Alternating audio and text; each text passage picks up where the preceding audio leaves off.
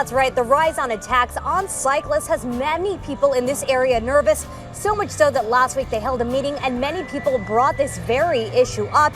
And while the attacks in this area have been fairly harmless throughout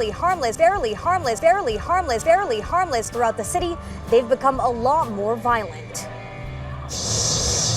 David Craner tells us he was riding home from work near Capitol Hill when he tried to go around a questionable man, but instead was attacked. He pushed me, putting one hand on my shoulder and one on my back, and pushed me as I went by, kind of like a move like this. Craner fell down but held onto his bike. And he got very upset and started running towards me, and I got on my bike and rode away as fast as I could. But a pregnant woman wasn't so lucky. She was stabbed on her bike on her way home in Southeast D.C.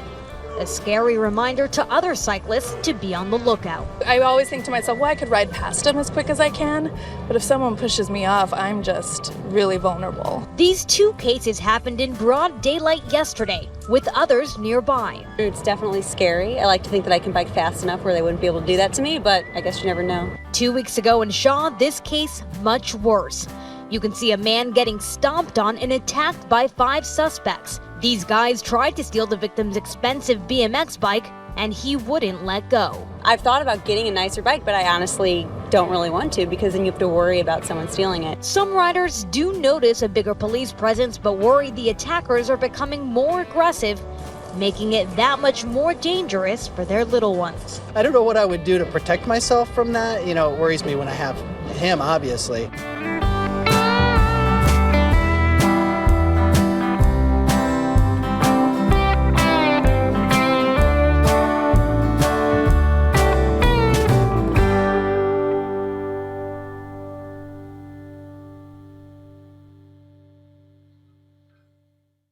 We do know they're looking for 5 suspects, part of a group of as many as 20 individuals who savagely beat 4 young men Saturday night in an effort to steal their bicycles.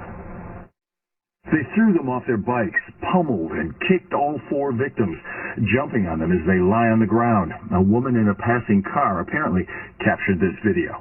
4 young men came from the suburbs for a bike competition at this park, where you usually find skateboarders. Video we first brought you last night at 5. As many as 20 men attacked, assaulted, and robbed 4 cyclists. It happened Saturday night along R Street, not far from Cardozo Place. This is what I can tell you. We do know they're looking for 5 suspects, part of a group of as many as 20 individuals who savagely beat 4 young men Saturday night in an effort to steal their bicycles. They threw them off their bikes, pummeled and kicked all 4 victims, jumping on them as they lie on the ground. A woman in a passing car apparently captured this video. 4 young men came from the suburbs for a bike competition at this park, and the suspects obviously scoped out the cyclists, then lay in wait for them. As they rode to their cars to load up their bikes, one of the victims says as many as 20 suspects came out of nowhere, intent on stealing their bicycles. Maurice Quick believes he's seen several of the victims around. He is keeping his guard up. Stuff happens around here. You just gotta always be, watch your back. There have been several muggings and assaults during the past several months near 11th and R Streets Northwest. As long as the violent crimes continue, Rafael Bolero also will keep his eyes open as he comes and goes. Yeah, Sarah, quite an ordeal for this woman who's 7 months pregnant. She actually just moved to D.C.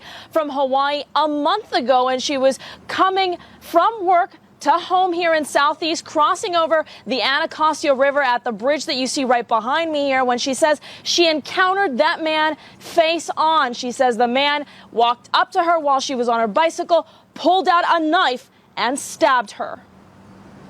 It was 5 o'clock in the afternoon, but it happened to be very isolated at that time. This woman does not want to be identified. She's 7 months pregnant and was biking home from work on Monday, a trek that's nearly 4 miles to her Southeast home from military base Anacostia Bowling.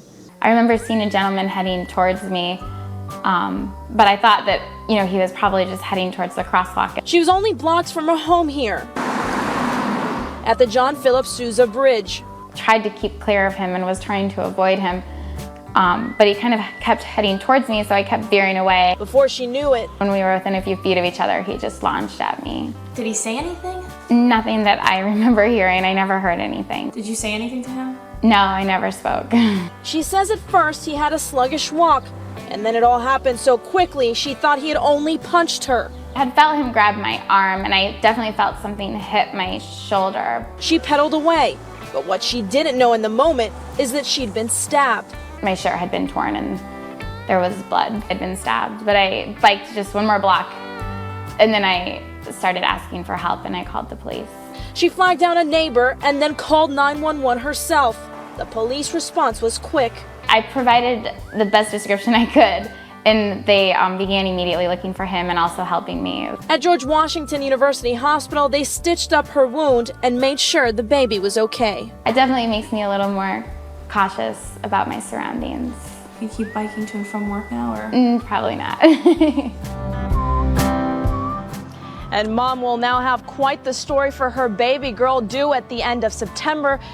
So the reporter says the victim is going to have a nice story to tell her daughter in the future. Well, why don't we give her a little help here with a little fairy tale from Washington, D.C. There once was a nice... Now, how about this? Once upon a time, there was a nice little town called Washington, D.C., where all the people were very nice all the time. Then one day, a big bad man named Colin Flaherty came into town. He noticed a lot of people riding bicycles were becoming victims of black on white crime in bike and hike trails all over the city. Dozens and dozens and dozens of times. He noticed the cops weren't really paying much attention to it. Neither were the local newspapers. But some of the local neighborhood groups were, and they wrote about it in their little newspapers.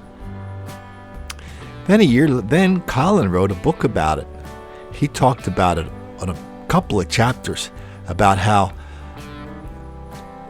bike people were being attacked by black people all over the country. Places like Portland, where the problem got so bad that the president of the Portland Bike Association even came out and said he probably knew why it was so bad.